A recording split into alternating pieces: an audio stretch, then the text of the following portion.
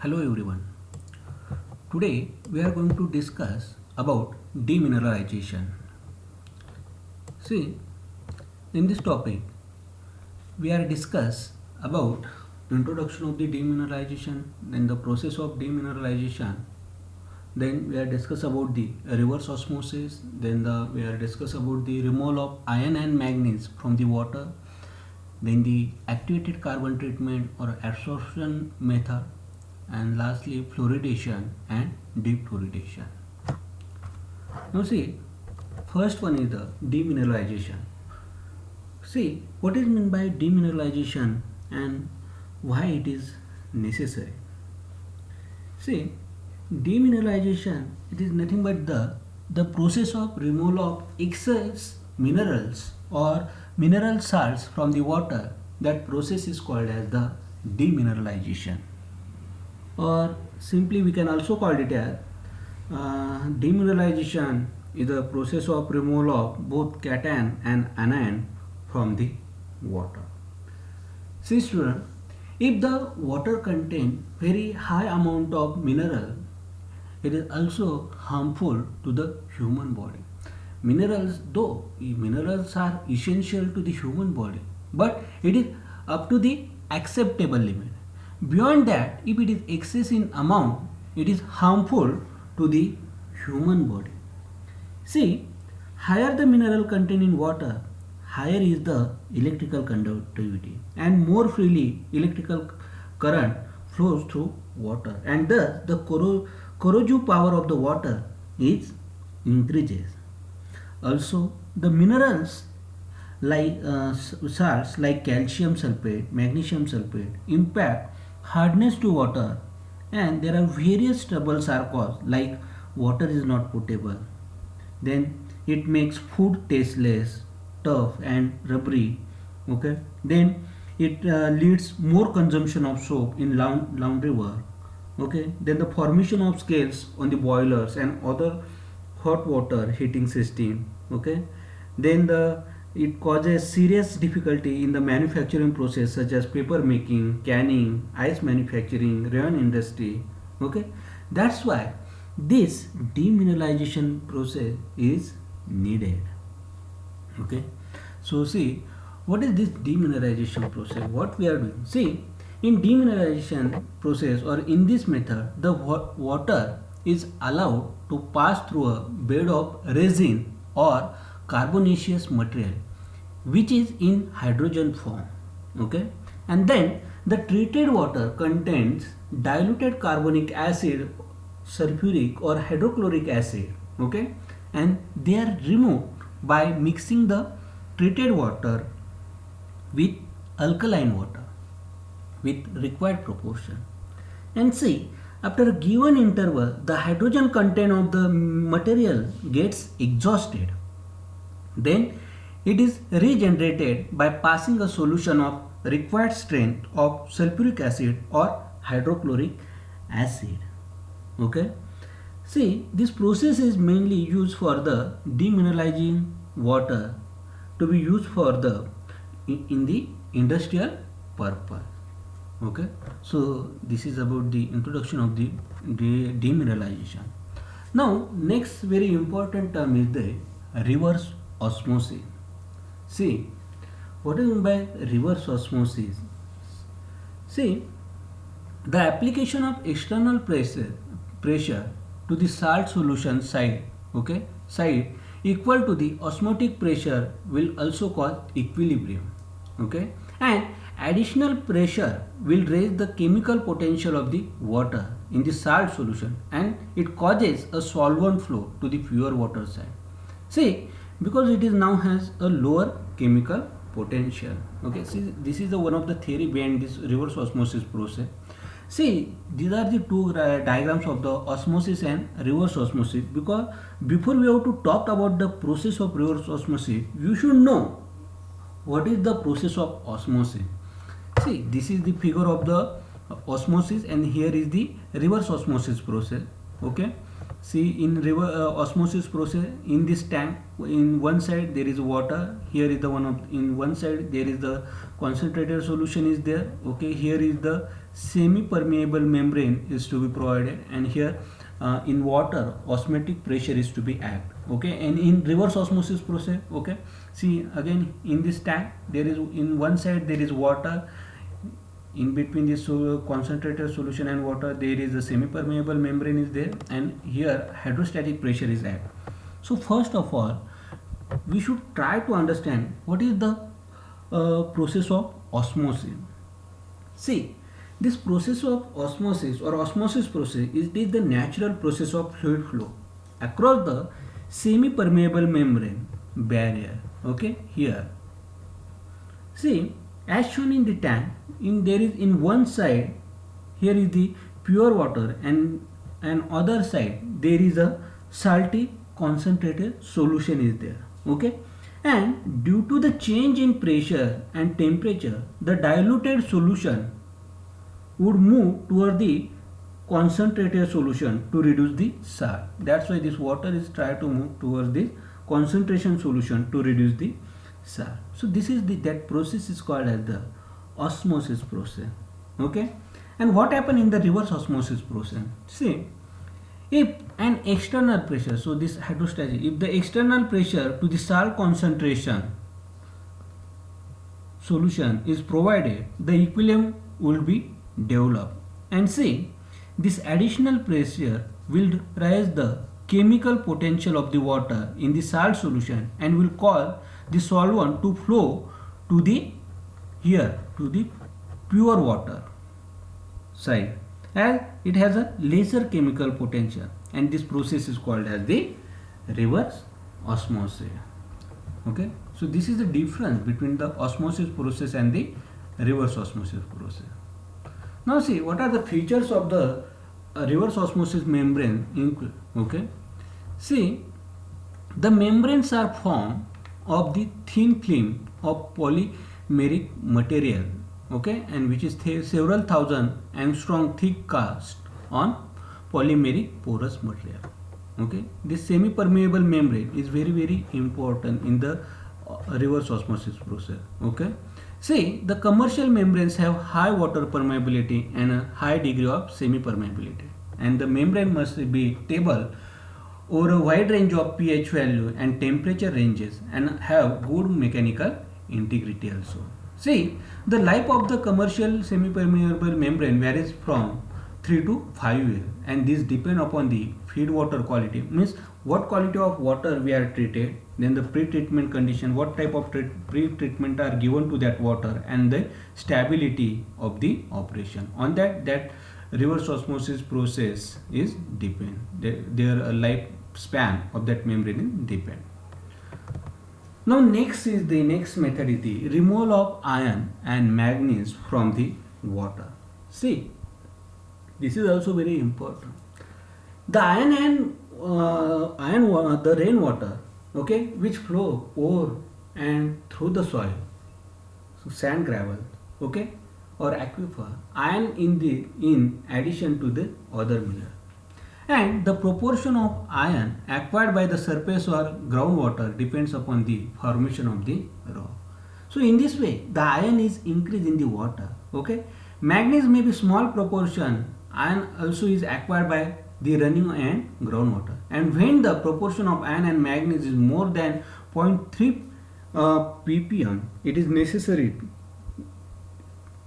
to remove that iron and manganese. Why it is necessary? See, when the such type of water which is having the iron and manganese more than 0.3 ppm, and if you have to use such type of water for washing the clothes, it creates a reddish or brownish spot on the cloth. If it is used in the textile industry, it develops the same stain on the cloth. That's why it is very essential to remove the iron and manganese. Okay, suppose if when such type of water is allowed to pass through the pipe, it blocks the pipelines or mains. Okay, that water become unpleasant in taste, which is having the high concentration of iron and manganese. And when the water is to be used in the industry such as paper and pulp, okay, photographic film manufacturing, ice making, it is necessary to make such water totally free from a manganese. Okay, that's why it is very essential to remove the iron and manganese from the water. See, there are various methods are there that we have to be utilized for the removal of the iron and manganese, like aeration method, which is to be followed by the coagulation and sedimentation and filtration. Then the activated carbon method. Okay, then these are the various methods we have to be utilized for the removal of the iron and manganese. Now see, today we are discuss about the activated carbon treatment method, or we can also call it as the adsorption method. Okay, see, what is this activated carbon treatment method or the adsorption method? See, the activated carbon method is used in this method to remove the color, odor and taste of the water which is to be treated. What we are doing? See, in this method, it is in this method whatever the activated carbon is there, it is in the form of charcoal or vegetable carbon. Okay, means we are using that activated carbon in the form of charcoal, and it is produced from the lignite, charcoal, paper waste, okay, solder or any other carbonaceous material, and by heating it in a closed vessel, from that we have to make that activated carbon. Okay, so to activate it, what we are doing, we are by passing air or stream through it, by which it get oxidized, and by doing this the hydrocarbons are removed, and which may interfere with the absorption of the organic material from the water that which is to be treated. Okay, see, there are various methods of application of that activated carbons are there that we have to discuss later. First of all, we have to discuss about the advantages of the activated carbon method. See, this activated carbon method is help the process of coagulation, and if it is used before the filtration of the water. Again, it helps to reduce the chlorine demand of the treated water also. Then it helps to remove the organic material from the water. What are the organic material? Very suspended solid materials are there that we can remove by the activated carbon also. Then it also helps for the removal of the taste developed through the excessive use of chlorine, hydrogen sulfide ion, manganese and phenol. Okay, so to remove the iron and manganese, for that purpose this activated carbon method is also useful. And see, if it is overdose, it is still harmless to the consumer. It is about 225 mm, and the vertical distance between the two beds is about the 100 to 125 mm. See, there are various methods which we have to be utilized for the application of the activated carbon treatment method. First one is the filter media. See what we are doing in this method. See how we have to apply the activated carbon. See, the layer of the activated carbon is placed instead of the sand layer in the rapid sand filter, and after same period the activated carbon loses the absorption quality. So in this method it is need to be either renew or regenerate the period required for the renewal, and it is depends upon the quality of water which is to be treated, and it may vary from 1 month to 1 year also in filter media method. Then second is the regeneration method for the application of activated carbon. See what we are doing. See, when this method is carried out by forcing the live stream, okay, through the perforated pipes that are placed in the gravel bed of the filter.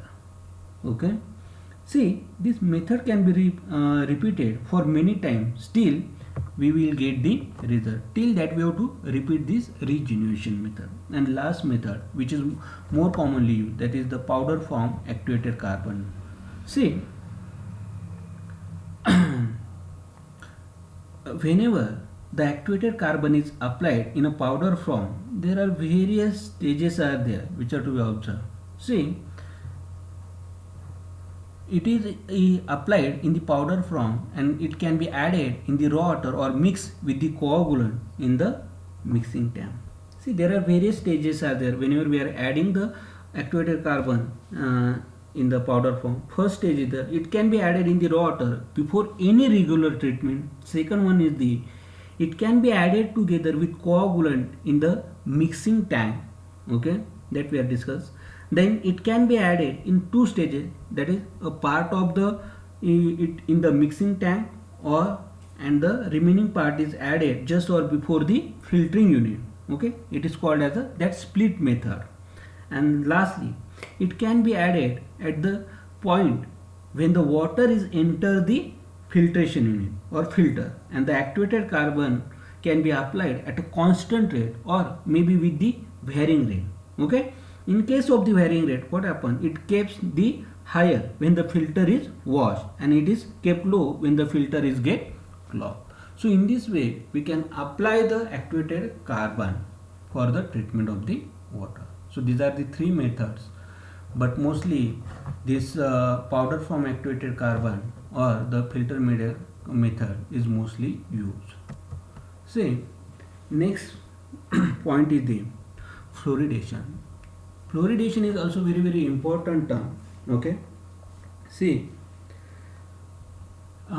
it has been observed that the fluoride concentration, if it is about 1 ppm in the drinking water, okay, it causes reduction in cavities of the teeth among the young children, okay, and it also helps to reduce the decaying and missing of teeth. So in public also, if the fluoride is less in amount, okay, it will cause this type of problem. That's why there should be fluoride in the water, that should be present in sufficient amount. If it is less in amount, it will also harmful. If it is excess in amount, it will also harmful. So see, generally in public water supply, the fluorides compound for which we have to be used, like first one is the sodium fluoride, then the sodium hexafluorosilicate, and third one is the hexafluorosilicate, okay. See, the fluoride which are naturally available in the water are chirolite, okay, then fluorospar of calcium fluoride, and fluorapatite, okay. See, it should be noted that there is no difference between the fluorides naturally available in the water and the fluoride which are artificially added in the drinking water. Both of them give same result. See, just like your chlorine, the water does not have any fluoride demand, and so whatever fluoride is added in the water, it appears in the distribution system, okay.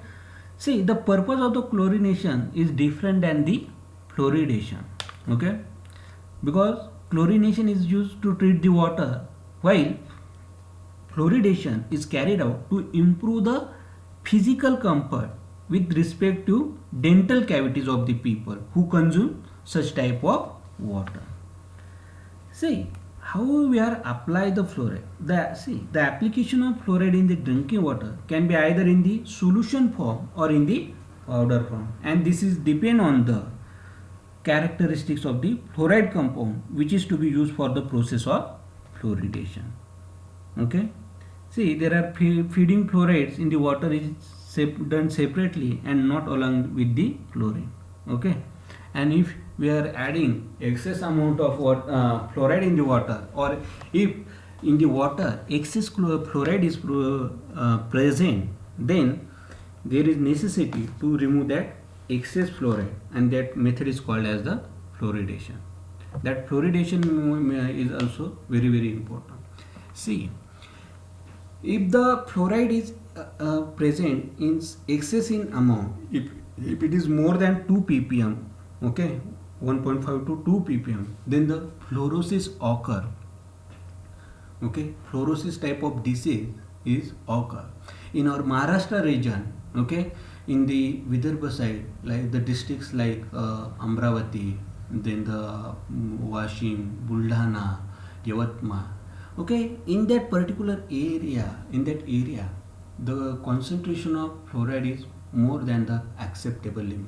That's why mostly fluorosis type diseases occur in that particular area. See, defluoridation means what? To remove the excess fluoride from the water, that process is called as the defluoridation. See, if in a water which is to be consumed has excess amount of fluoride, it is necessary to go for the defluoridation for the consumption, because the permissible limit of the fluorides in the drinking water is 1 to 2 ppm as per the IS 10500 2012, and above this limit it is harmful to consume this water. See, there are various methods of defluoridations are there.